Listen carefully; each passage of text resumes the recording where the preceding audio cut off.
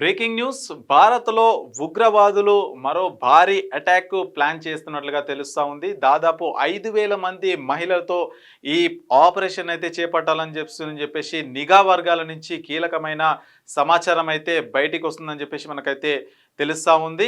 ఇక పాకిస్తాన్ నుంచి అంటే మన రీసెంట్గా చూసుకుంటే పెహల్గామ్ అటాక్ ఏదైతే జరిగిందో ఆ అటాక్ తర్వాత మన భద్రతా సిబ్బంది అయితే కట్టుదిట్టమైన భద్రతా ఏర్పాట్లు అయితే చేసిన నేపథ్యంలో మరి పాకిస్తాన్ నుంచి అయితే ఒక కీలక సమాచారం వస్తున్నట్లుగా మనకైతే తెలుస్తూ ఉంది. దాదాపు 5,000 మంది మహిళలతో అంటే ఈసారి వినూత్నంగా 5,000 మంది మహిళలతో ఈ టెర్రర్ అటాక్స్ అంటే ఎట్ ఏ టైంలో దేశంలో ప్రధాన నగరాలు ఏవైతే ఉంటాయో వాటిపైన అటాక్ చేయాలని పెద్ద ఎత్తున ప్లాన్ చేసినట్లయితే మన భద్రతా బలగాలు అయితే పసిగట్టడం జరిగింది. ఇక ఇదంతా కూడా ఒక పక్క ప్లాన్తోనైతే జరుగుతున్నట్లుగా మనకైతే తెలుస్తూ ఉంది.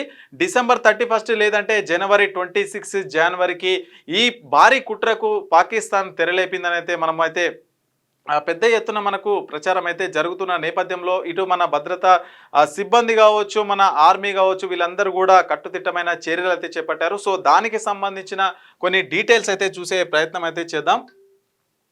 గుజరాత్ ఏటీఎస్ గూఢాచారి నెట్వర్క్ను బహిర్గతం చేసి గూఢాచర్యం పాల్గొన్న 2 వ్యక్తులను అయితే అరెస్ట్ చేసింది. గోవా నుంచి రష్మిన్ రవీంద్రపాల్ అనే మహిళను అరెస్ట్ చేయగా డమన్ నుండి ఏకే సింగ్ను అయితే అరెస్ట్ చేశారు. ఇద్దరు పాకిస్తాన్తో సంబంధాలు కలిగి ఉన్నారు మరియు సున్నితమైన ప్రాంతాల గురించి సమాచారాన్ని సేకరిస్తున్నారు. ప్రస్తుతం ఏటీఎస్ ఇద్దరిని అదుపులోకి తీసుకుని అయితే మరింత విచారణ అయితే జరుపుతుంది. సో వీళ్ళనైతే డమన్ నుంచి ఏకే సింగ్ అనే వ్యక్తిని అయితే అరెస్ట్ చేసి పోలీసుల అదుపులో అయితే ఉన్నారు తను. సో మొత్తం కూడా కీలక సమాచారం ఏదైతే ఉందో దాన్ని అయితే మొత్తం తీసే ప్రయత్నం అయితే చేస్తున్నారు. ఇక ఇద్దరు పాకిస్తాన్తో సంబంధాలు కలిగి ఉన్నారు. ఏకే సింగ్ ఆర్మీలో సుబేదార్గా అయితే పనిచేసి ఉన్నారనమాట. భారత సైన్యంలో సుబేదార్గా ఉన్న ఏకే సింగ్ ఆర్థిక సాయం అందించడం ద్వారా పాకిస్తాన్ గూఢాచారులకు సహాయం చేస్తున్నారు. ఇద్దరు నిందితులు సున్నితమైన సమాచారాన్ని సేకరించడంలో మరియు గూఢాచర్యానికి దోహదపడడంలో చురుగ్గా పాల్గొన్నాడు. గుజరాత్ ఏటీఎస్ 3 ఉగ్రవాదులను అరెస్ట్ చేసింది. సో ఇక నవంబర్ 7, 2025 శుక్రవారం ఉదయం దేశ వ్యతిరేక కార్యకలాపాలకు పాల్పడిన అహ్మద్ మొహిద్దీన్ సయ్యద్ అనే అనుమానిత వ్యక్తి గుజరాత్కు వచ్చారని గుజరాత్ ఏటీఎస్కి సమాచారం అందింది. దీని తర్వాత ఏటీఎస్ బృందం సమాచారాన్ని ధృవీకరించింది మరియు అతని కదలికను ట్రాక్ చేయడానికి సాంకేతికత విశ్లేషణ నిర్వహించింది.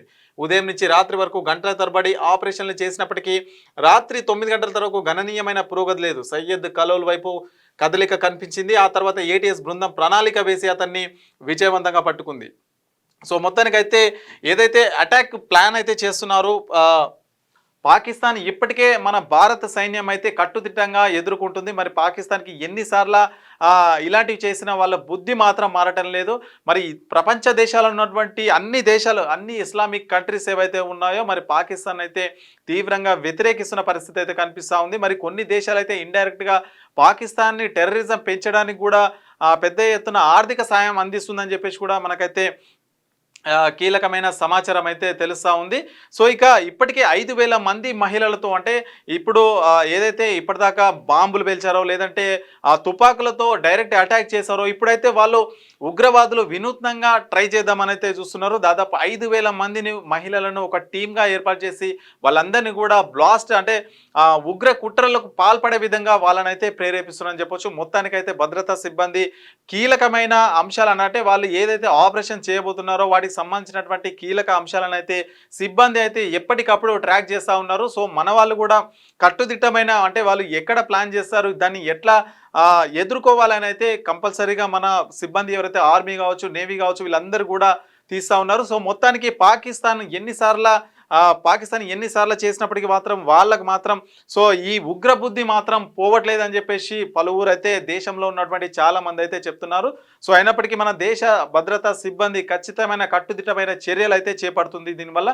సో ప్రజలకు ఎలాంటి భయం అవసరం లేదని చెప్పేసి కూడా మన దేశ అధికారులు ఎవరైతే ఉంటారో మరి భద్రతా సిబ్బంది ఎవరైతే ఉంటారో కేంద్రానికి సంబంధించిన ఆర్మీ, నేవీ ఆఫీసర్లు వాళ్ళందరూ కూడా చెప్తున్న పరిస్థితి కనిపిస్తూ ఉంది మనకు. సో ఎట్లాంటి భయం అవసరం లేదు. మనకు ఆర్మీ కావచ్చు, నేవీ కావచ్చు వీళ్ళందరూ కూడా ఎప్పటికప్పుడు ట్రాక్ చేస్తున్నారు. పాకిస్తాన్ నుంచి ఎవరు వస్తున్నారు, అనుమానంగా ఎవరు కనిపిస్తున్నారు అని చెప్పేసి కూడా మొత్తం డీటెయిల్స్ కూడా మన భద్రతా సిబ్బంది అయితే దగ్గరుండి పర్యవేక్షిస్తున్న పరిస్థితి అయితే మనకు కనిపిస్తూ ఉంది.